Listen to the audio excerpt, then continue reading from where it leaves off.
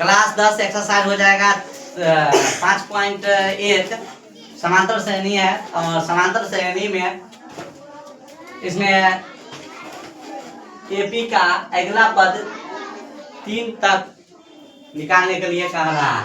तो यहाँ सवाल लिख दिए हैं, यहाँ सवाल लिख दिया 3, 3 root 2, 3 plus 2 root 2, 3 plus 3 root 2। यह सवाल हो गया। यहाँ पर प्रथम पद हम पढ़े हुए हैं।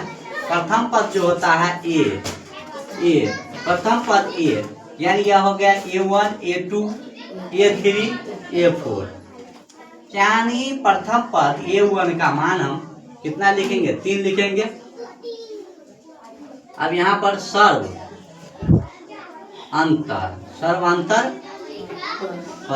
सर्वांतर पद डी, सर्वांतर पद डी जो हो जाएगा A2 माइनस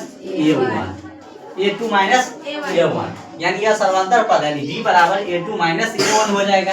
अब यहाँ A2 का मान यहाँ देखो, हम पहले ही बता दिए A1, A2, A3, A4, ठीक है।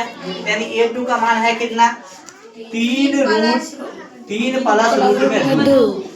यहाँ लिखते हैं 3 प्लस रूट में 2, माइनस है तो माइनस लिखते हैं। और A1 का मान कितना है? 3 है तो 3 लिख देते हैं, हो गया। अब यहाँ पर चलो देखते हैं 3 प्लस रूट 2 और माइनस में 3, तो यह प्लस में है और यह माइनस में है। तो हम क्या करते हैं? काट देते हैं, ये घट जाएगा, यह कट जाएगा। हमको कितना निकला? रूट में 2। यह डी का मान निकल गया।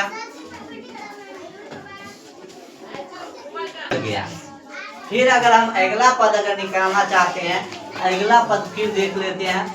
फिर डी बराबर, फिर निकालते हैं डी बराबर तो A3 ये, क्योंकि इसका बीच का जो है ना, यानी अंतराल जो है समान है या नहीं। अगर समान में रहेगा तब AP में रहेगा, और समान में नहीं रहेगा तो AP में नहीं रहेगा, अगला पद नहीं निकलेगा। यहाँ पर हम और एक निकाल के देख लेते हैं। A3 का मान कितना आ जाएगा? 3 प्लस 2 रूट 2 और माइनस A2 का मान कितना है? A2 का मान है 3 प्लस रूट में 2। इसको ब्रैकेट कर देते हैं पहले, ठीक है। अब यहाँ पर देखते हैं क्या, 3 प्लस 2 रूट 2 और ब्रैकेट छोटी कोष्ठ है, और जब यह माइनस है और ये छोटी कोष्ठ को हटाएंगे तो अंदर का जो चिन्ह रहेगा वो परिवर्तन हो जाएगा। अगर प्लस रहेगा तो माइनस हो जाएगा, माइनस रहेगा तो प्लस। तो यहाँ दिया दोनों क्या है? प्लस सेम है, तो ये दोनों को क्या कर देते हैं? माइनस कर देते हैं। माइनस में 3 और माइनस में रूट में 2। अब देखो यह प्लस 2 रूट 2 और माइनस में रूट में 2। अब यह 2 रूट में से एगो रूट को घटा देते हैं तो बचेगा एगो रूट, यानी एक रूट यानी 2 रूट 2 बच जाएगा। यानी कहने का मतलब इसका बीच का जो अंतराल है यह कितना आ गया? 2 आ गया। इसका मतलब यह हुआ यह AP में है। अब यहाँ से हमको अगला पद निकालना है, यहाँ से इससे आगे निकालना है। तब सूत्र अब यहाँ से A2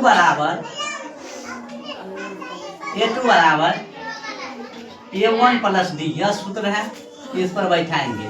A1 का मान यहाँ से ले लेते हैं, कितना है? 3, और D का मान कितना निकला है हमको? चलो A1 का मान यहाँ से ले लेते हैं, 3 प्लस 3 रूट 2 और प्लस में D का मान कितना? रूट में 2 हो गया, रूट में 2।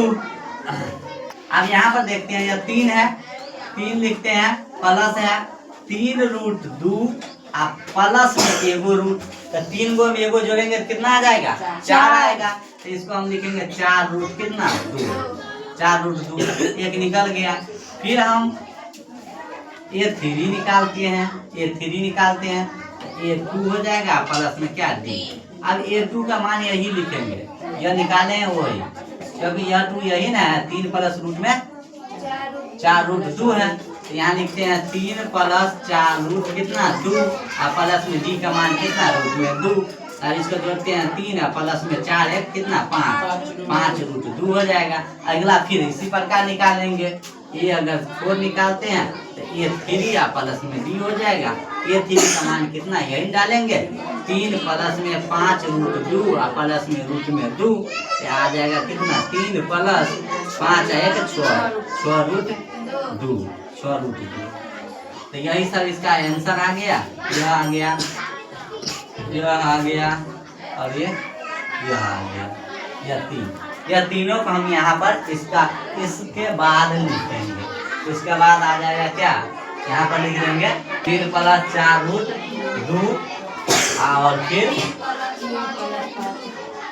3 प्लस 5 रूट 2 और फिर 3 प्लस 6 रूट 2। यही आंसर हो जाएगा, यही आंसर हो जाएगा। समझ आ गया ना।